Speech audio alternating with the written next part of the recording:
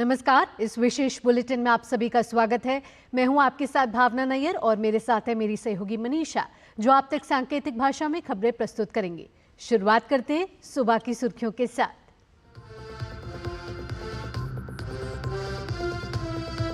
महाराष्ट्र में प्रधानमंत्री मोदी आज संभाजीनगर, पनवेल और मुंबई में करेंगे चुनावी रैली।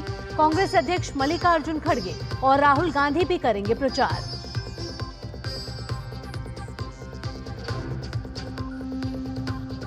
झारखंड में आज अमित शाह और योगी आदित्यनाथ समेत बीजेपी नेताओं का धुआंधार प्रचार। जेएमएम समेत गठबंधन के बाकी दलों का भी दिखेगा दम।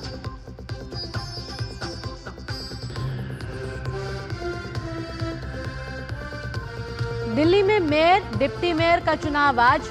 आप बीजेपी में मुकाबला, संख्या बल कम होने के बावजूद बीजेपी ने उतारे प्रत्याशी।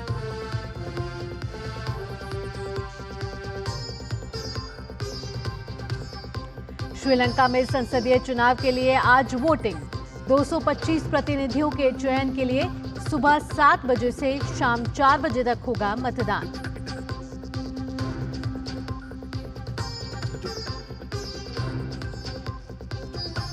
और भारत ने तीसरे टी20 मैच में दक्षिण अफ्रीका को दी मार। सीरीज में 2-1 की बढ़त। भारतीय टीम ने विदेश में 100 टी20 मैच जीतने वाली दूसरी टीम बनने की उपलब्धि हासिल की।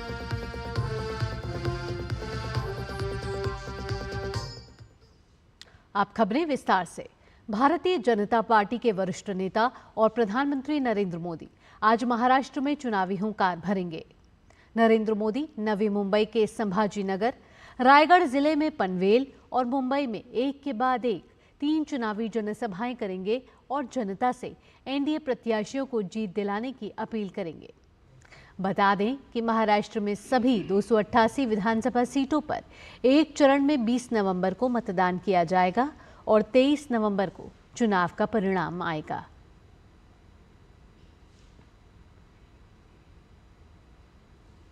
महाराष्ट्र में विधानसभा चुनाव के मद्देनजर सभी पार्टियां पूरे जोर शोर से चुनाव प्रचार में जुटी हुई हैं।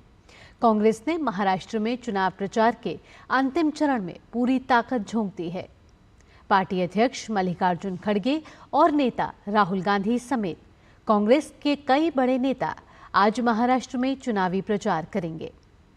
मल्लिकार्जुन खड़गे इगतपुरी और वनवाड़ी में जनसभाओं को संबोधित करेंगे और पार्टी प्रत्याशी को भारी मतों से जीत दिलाने की अपील करेंगे। वहीं राहुल गांधी का भी नंदुरबार और नांदेड़ में 2 रैलियां करने का कार्यक्रम है।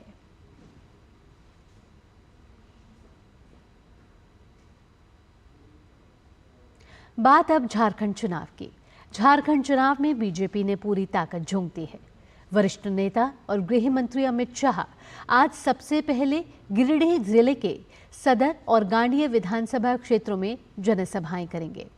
इसके बाद अमित शाह बोकारो की डुमरी विधानसभा क्षेत्र में चुनावी रैली करेंगे, जबकि उत्तर प्रदेश के मुख्यमंत्री योगी आदित्यनाथ धनबाद और बोकारो में ओबिरमो जिले की जनसभा करेंगे।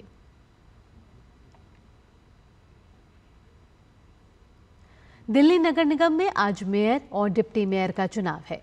सिविक सेंटर में दोपहर 2 बजे होने वाली सदन की बैठक में चुनाव की प्रक्रिया पूरी कराई जाएगी। आम आदमी पार्टी ने मेयर पद के लिए महेश खींची और डिप्टी मेयर पद के लिए रविंद्र भारद्वाज को उम्मीदवार बनाया है। महेश खींची देवनगर वार्ड से पार्षद हैं, जबकि रविंद्र भारद्वाज अमन विहार से पार्षद हैं। मुकाबला रोचक होने की उम्मीद है। दरअसल एमसीडी में संख्या बल कम होने के बावजूद बीजेपी की ओर से मेयर पद के लिए शकूरपुर के पार्षद किशन लाल और डिप्टी मेयर पद पर सादतपुर के पार्षद नीता बिष्ट मैदान में हैं। सभी पार्षद दिल्ली विधानसभा के स्पीकर की ओर से मनोनीत किए गए 14 विधायकों के अलावा दिल्ली लोकसभा और राज्यसभा के सांसद वोट डालेंगे। नए महापौर और उप महापौर का कार्यकाल 5 महीने का होगा। आगामी त्योहार के मद्देनजर यूपी की राजधानी लखनऊ में सुरक्षा की दृष्टि से कुछ अहम कदम उठाए गए हैं। यहां धारा 163 भारतीय नागरिक सुरक्षा संहिता को लागू किया गया है। यहां 12 जनवरी तक सभी तरह के धरने प्रदर्शन पर रोक लगा दी गई है। आने वाले दिनों में कार्तिक पूर्णिमा, गुरु तेग बहादुर शहीद दिवस, क्रिसमस डे, नव वर्ष के साथ साथ प्रतियोगी प्रवेश परीक्षाओं का भी आयोजन होना है।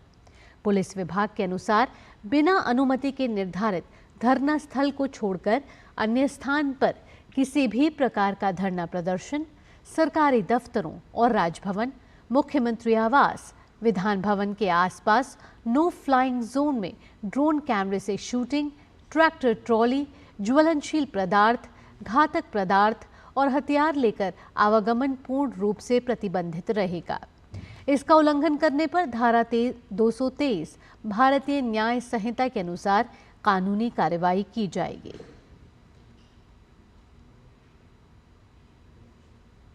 राजधानी दिल्ली में आज से ट्रेड फेयर शुरू हो रहा है। इंडिया ट्रेड प्रमोशन ऑर्गेनाइजेशन यानी कि ITPO द्वारा आयोजित देश का सबसे बड़ा व्यापार मेला 27 नवंबर तक भारत मंडपम परिसर में होगा। इस बार ट्रेड फेयर की थीम विकसित भारत एट 2047 रखी गई है। केंद्रीय वाणिज्य मंत्री पीयूष गोयल मेले का उद्घाटन करेंगे। आगंतुकों को डिजिटल इंडिया के माध्यमों से अवगत कराने के लिए इलेक्ट्रॉनिक्स और सूचना प्रौद्योगिकी मंत्रालय डिजिटल इंडिया पवेलियन की स्थापना कर रहा है, जो digi locker, entity locker, UPI, उमंग, ONDC और भाषिनी जैसे 6 महत्वपूर्ण पहलों के बारे में जानकारी प्रदान करेगा। इस बार ट्रेड फेयर में बिहार और उत्तर प्रदेश भागीदार राज्य के रूप में हिस्सा ले रहे हैं, जबकि झारखंड फोकस स्टेट के रूप में अपनी उपस्थिति दर्ज कराएगा। इसके अलावा 33 राज्य, केंद्र शासित प्रदेश और 49 केंद्रीय मंत्रालय, सरकारी विभाग और सार्वजनिक क्षेत्र के उपक्रम अपनी उपलब्धियां प्रदर्शित करेंगे। श्रीलंका में संसदीय चुनाव के लिए आज सुबह 7 बजे से शाम 4 बजे तक वोटिंग होगी। डाक मतों की गिनती शाम 4 बजे तक होगी।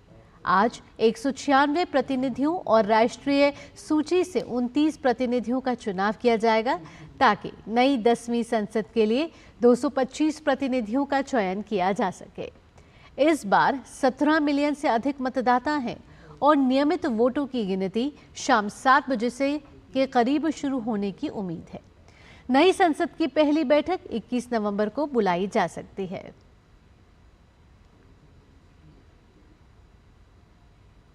और अब बढ़ते हैं अगली खबर की ओर।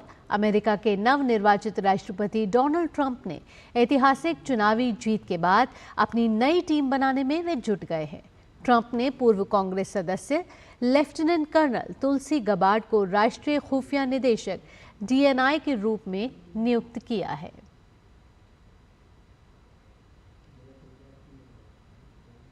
वहीं ट्रंप ने अगले अमेरिकी विदेश मंत्री के रूप में फ्लोरिडा के सेनेटर मार्को रूबियो को नामित किया है।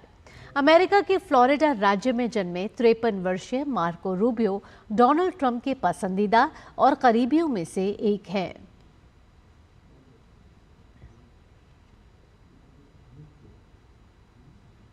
नवनिर्वाचित राष्ट्रपति डोनाल्ड ट्रंप ने फ्लोरिडा के कांग्रेस सदस्य मैट गेट्स पर अटॉर्नी जनरल के पद के लिए भरोसा जताया है। और अब खेल से जुड़ी खबर।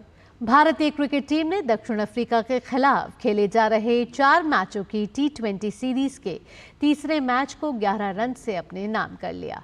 इस जीत के साथ ही टीम इंडिया ने इस सीरीज में 2-1 की बढ़त हासिल कर ली है। मुकाबले में भारत ने पहले बल्लेबाजी करते हुए 6 विकेट गंवाकर 219 रन बनाए थे।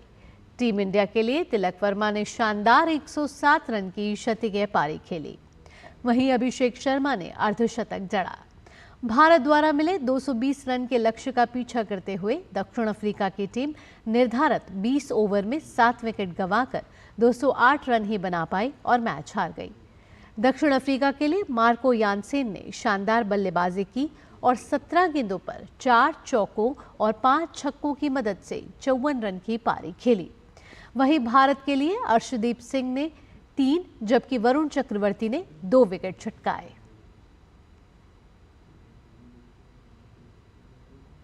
इसी के साथ इस विशेष बुलेटिन में इतना ही। मुझे और मेरी सहयोगी मनीषा के साथ फिलहाल के लिए डीडी न्यूज़ की टीम को दीजिए अनुमति। खबरों का सिलसिला यूं ही जारी रहेगा। नमस्कार।